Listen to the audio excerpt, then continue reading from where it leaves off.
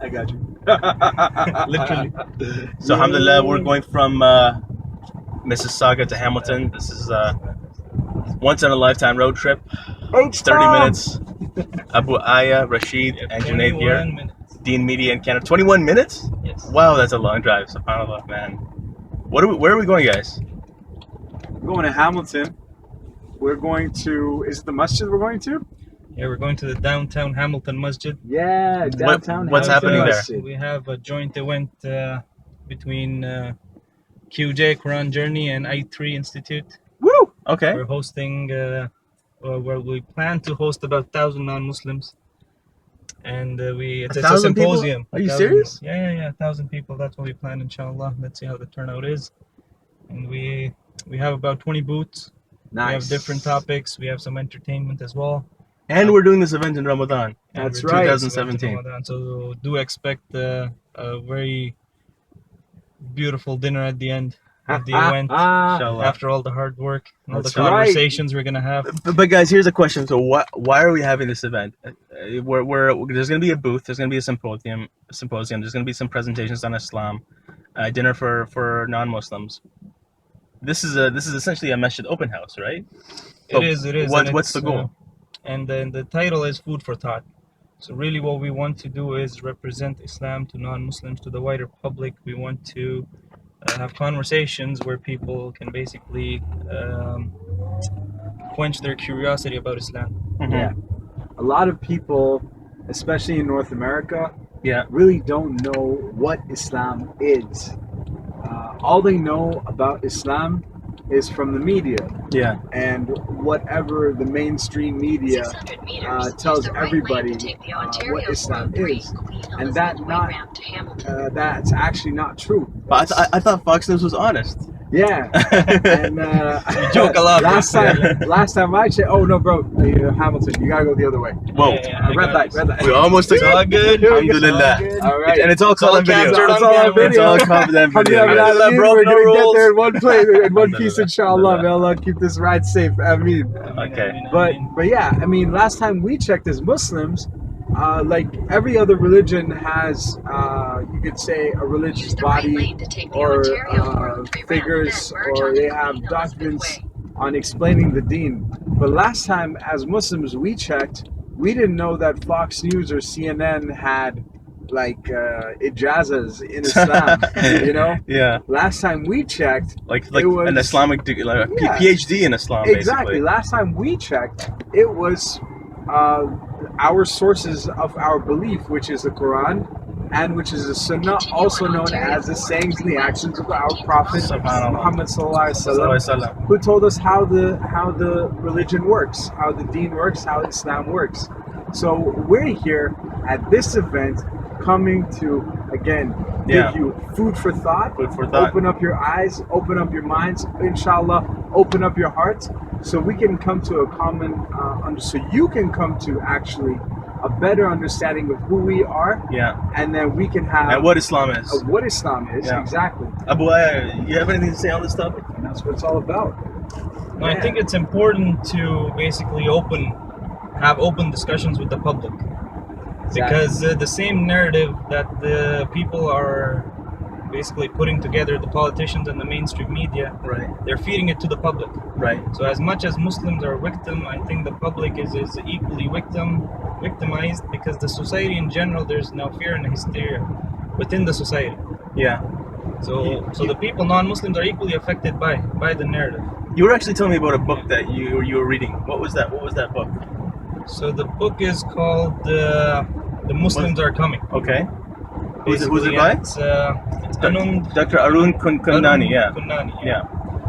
And he basically talks about how his opening act is basically where he talks about Imam Luqman, who was framed in Detroit. Yeah. In I believe 2001 or 2009, something like that. Okay. And how he was entrapped by basically FBI, CIA. Wow. Into selling TVs or something. Wow. Which is not new. Yeah, this entrapment stuff is not new. Yeah. And he was killed on spot with 22 bullets. Wow. because they left the dog on him, basically, and when he basically took out his gun to shoot the dog, they shot him, and shot him 22 times. This was not shoot to kill, of course. This was shooting with all hatred. Subhanallah. This is as Brother Rashid was saying, this radicalization, entrapment stuff is not new, and it also feeds the Islamophobia as well in the media.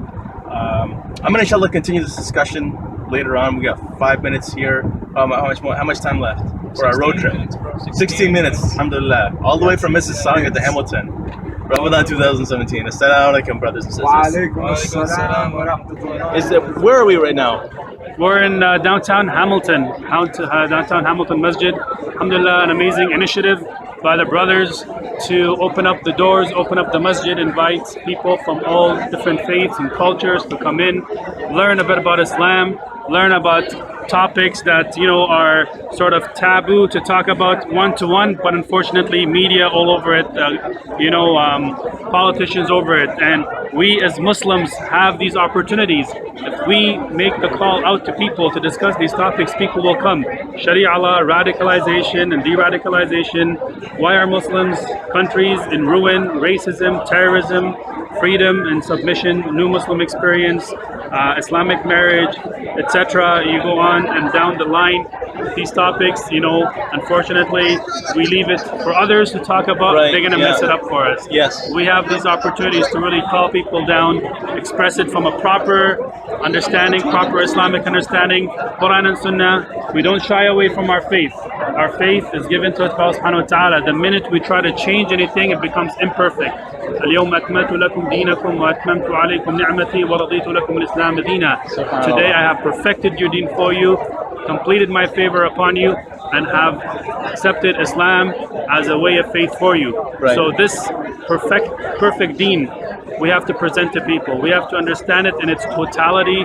We have to understand it in its right context, in the right perspective. We share that with others, even if they may not agree with some things. At least they have that respect that we're not being shy, we're not hiding from our views. Put a context to world politics, world issues that are happening. What is real causes of radicalization, terrorism, etc. What does Islam say about these topics in a proper sense? I think every masjid needs to have one of these events. This is just absolutely amazing. For sure, and honestly, having this style, we've tried it at ISNA a couple of times, and it's worked marvelously. It's not that sit down and lecture and debate. That people are just sitting down and listening to one person. They get to go to different booths. Yeah. They get to go and discuss topics that they're interested in. Yeah. Sheikh, how did you end up marketing this, and how did all these non-Muslims find out about this event? Well, to be honest, so at ISNA we just tried social media campaigns. You'll have to ask Sheikh Hussam exactly how he did to get all these people here. I know Quran Journey has a big following. They have a lot of students, almost 1,500 students. I think the people invited their friends and their friends' friends, and the Masjid called out to people. So alhamdulillah, it's great to see so many people here talking about various topics, and seeing even just our akhlaq, our character, our ability to welcome them.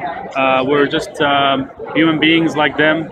We have emotions, we have needs like Absolutely. them, and at the same time we have values and beliefs that we're trying to hold on to. Absolutely. That actually are solutions, that are actually a good way of life, that they can at least see where we're coming from with these issues. Barakallah fika, Shaykh. Jazakallah khair. Thank you so much, and may Allah subhanahu wa ta'ala bless everyone behind this event.